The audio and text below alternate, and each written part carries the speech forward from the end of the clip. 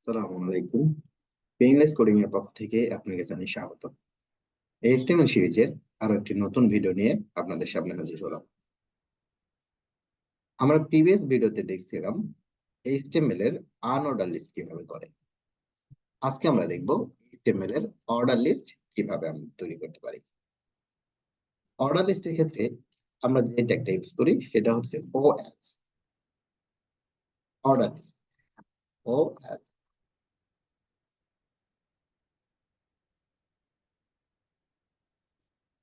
Order লিস্টের ক্ষেত্রে আমরা যেটা ইউজ করছি ইউ।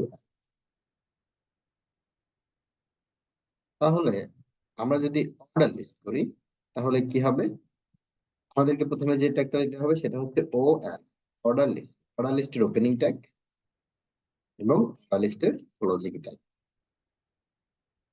ভিতরে আমরা যে আইটেম গুলো লিখবো সেই আইটেম গুলোকে এল লিস্ট ট্যাগের ভিতর লিখবো।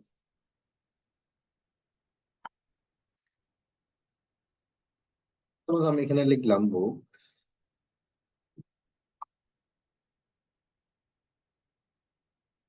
দেন আরেকটা লিস্টের মধ্যে লিখলাম পেন্সিল,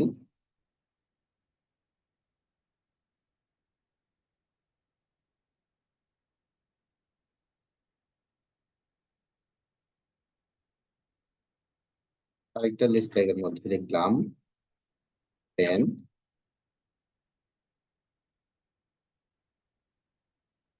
আরেকটা আইটেম দিলাম পেপার। সেভ দিয়ে যদি আমরা আমাদের ফাইলটা যে কোনো একটা ব্রাউজারে ওপেন করি তাহলে আমরা দেখব এটা একটা লিস্ট ডিফল্ট ভাবে 1 2 3 4 এভাবে শো করতেছে। তার মানে অর্ডার লিস্ট ট্যাগের প্রতি যদি আমরা কোনো কিছু লিখি সেগুলো ডিফল্ট ভাবে 1 2 3 4 5 এভাবে শো করতে থাকবে। বাম দিকে যে 1 2 3 4 আছে আমরা এগুলোকে চেঞ্জ করতে পারি। চেঞ্জ করার ক্ষেত্রে আমরা যেটা দিতে পারি সেটা হচ্ছে টাইপ নামে একটা অ্যাট্রিবিউট আছে। আমরা যদি টাইপে এখানে বলে দেই, আই বলে দেই, ক্যাপস আই দিলাম, তাহলে যেটা করবে এই সংখ্যাগুলোকে রোমান সংখ্যা অনুযায়ী 1 2 3 4 করে লিখতে থাকবে। আর ব্রাউজার রিফ্রেশ করে দেখা যায় 1 2 3 4 5 এভাবে লিখতে থাকবে। আর যদি আমরা এখানে এখানে আইটাকে ছোট করে লিখি তাহলে এটা রোমান সংখ্যা অনুযায়ী 1 2 3 4 এভাবে লিখতে থাকবে। আমরা চাইলে এগুলোকে ABCD করেও লিখতে পারি। সেক্ষেত্রে আমরা এ দিতে পারি, টাইপ এ। যদি ছোট হাতের আমরা করে লিখি তাহলে ছোট করে আসবে ABCD।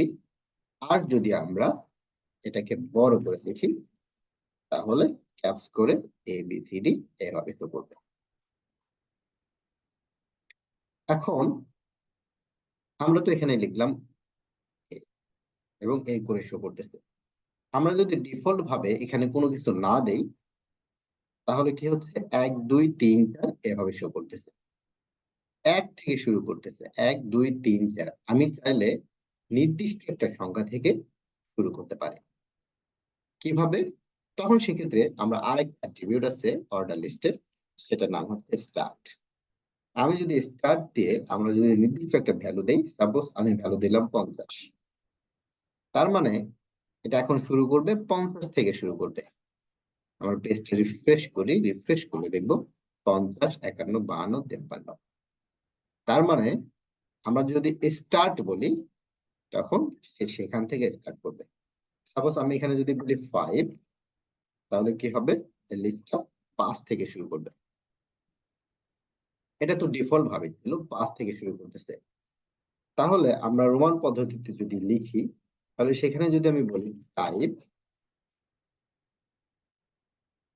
স্মল আই দিলাম, তার মানে স্মল আই এর 5 থেকে শুরু করবে।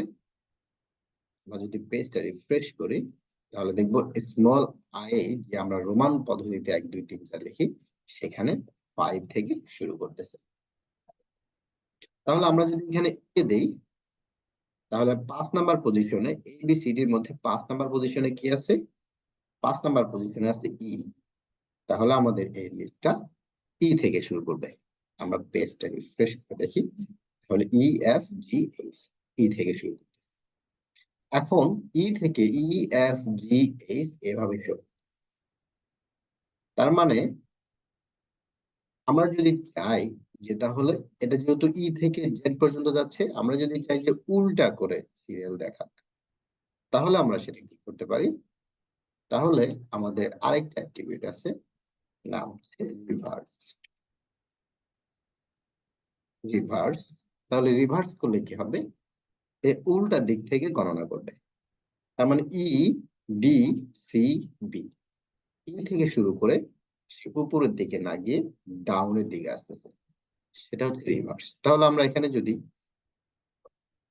রোমান পদ্ধতির 1 দিতাম, মানে দিতাম, তাহলে কি হতো? 5 থেকে শুরু করে 5, 4, 3, 2 এভাবে শো করতো। আশা করি বুঝতে পারছেন। সাবস্ক্রাইব করে আমাদের সাথেই থাকুন। আসসালামু আলাইকুম।